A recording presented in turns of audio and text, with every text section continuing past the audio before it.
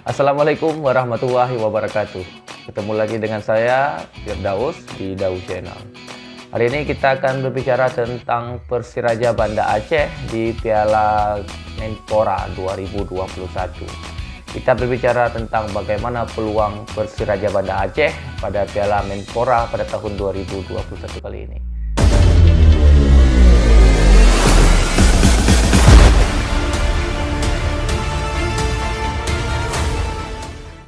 Kawan-kawan, yang pertama ingin saya sampaikan adalah bahwa Persiraja Banda Aceh berada di grup yang begitu sulit karena di sana ada Bali United, ada juga Persib Bandung dan juga ada Persita Tangerang. Secara kualitas, secara pengalaman tim ini sama-sama memiliki peluang yang sama, namun harus kita akui bahwa di dalam sebuah level permainan Persiraja masih ada di bawah Bali United dan juga berada di bawah Persib Bandung dan mungkin bisa setara dengan Persita Tangerang. Lalu bagaimanakah kira-kira peluang atau prediksi untuk Persiraja? Apakah mampu lolos dari grup pada Piala Menpora tahun 2021 ini? Kita tahu bahwa Persiraja terus melakukan langkah-langkah intens dengan mendatangkan pemain-pemain baru. Seperti kabar terbaru bahwa Persiraja sudah bergabungnya seorang pemain baru, yaitu Silvio Escobar yang berposisi sebagai striker.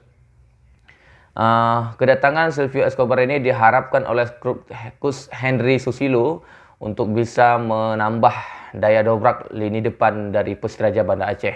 Karena kita tahu bahwa sebelumnya Persiraja Banda Aceh punya striker asing Van der Ley yang memang kualitasnya pada saat itu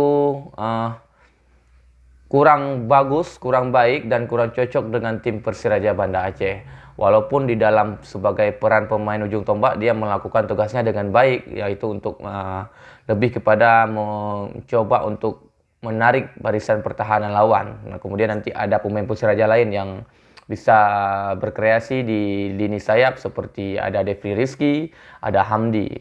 Waktu itu Van der Ley hanya sebagai target man yang bisa mengacaukan lini pertahanan. Tapi kali ini mungkin Persiraja Banda Aceh dengan mendatangkan Silvio Escobar ingin agar skill individu seorang striker ini lebih hidup dan lebih bisa memiliki peran untuk menyelesaikan finishing atau untuk shooting, lebih banyak melakukan tembakan-tembakan ke arah gawang lawan. Mungkin itu yang ingin diperbaiki oleh Coach Henry Susilo. Kabar terakhir juga Persiraja sudah kedatangan Samir Ayas kembali, pemain asal Bulgaria kalau saya tidak salah, yang waktu itu memiliki permasalahan di berat badannya, tapi dia konsisten untuk terus melakukan pola makan yang kemudian akhir-akhir pada saat sebelum berhentinya Liga 1, Samir Ayas sudah lebih fresh dan lebih segar, dan kali ini Samir Ayas dipastikan akan kembali bergabung dengan Persiraja Banda Aceh. Di sisi lain juga seperti back stopper Ganjar Mukti sudah kembali bergabung latihan, kemudian juga Asep Budi, kemudian juga ada beberapa pemain lama seperti Hamdi pemain timnas yang sudah kembali dari Jakarta, dia kembali ke Banda Aceh dan sudah mulai bergabung dengan Persiraja Banda Aceh.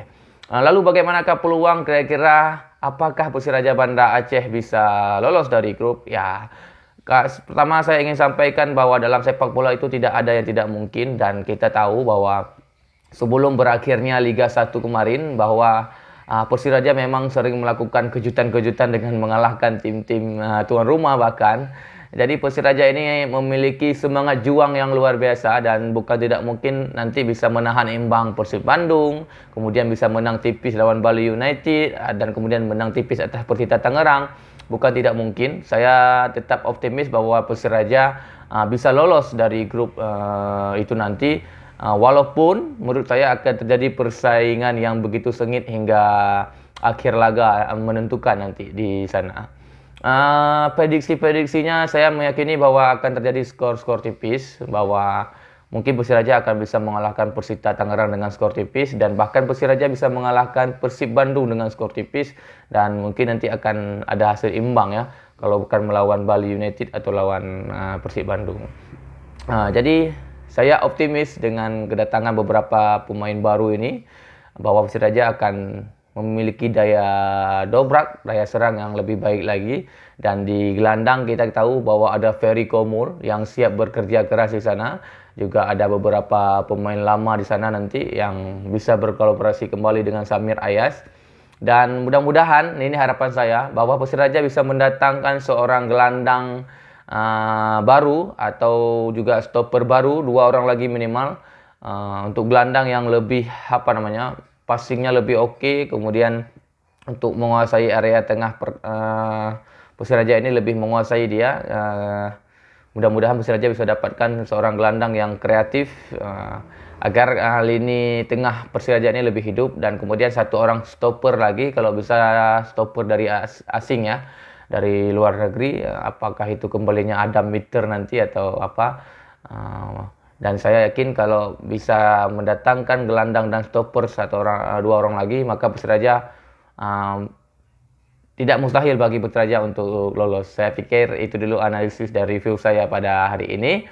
Bagi kawan-kawan yang baru pertama kali menonton video ini, silahkan like dulu, subscribe ya, dan aktifkan tanda lonceng agar kawan-kawan dapat nanti notifikasi video terbaru saya tentang Persiraja. Karena mengingat bahwa kompetisi sepak bola di Indonesia sudah mulai aktif kembali, maka channel YouTube ini akan lebih fokus kepada olahraga dan terutama Persiraja atau Liga 1 dan bahkan Liga Eropa. Terima kasih kawan-kawan semuanya atas supportnya, dan mudah-mudahan channel ini terus berkembang berkat dukungan kawan-kawan. Wassalamualaikum warahmatullahi wabarakatuh.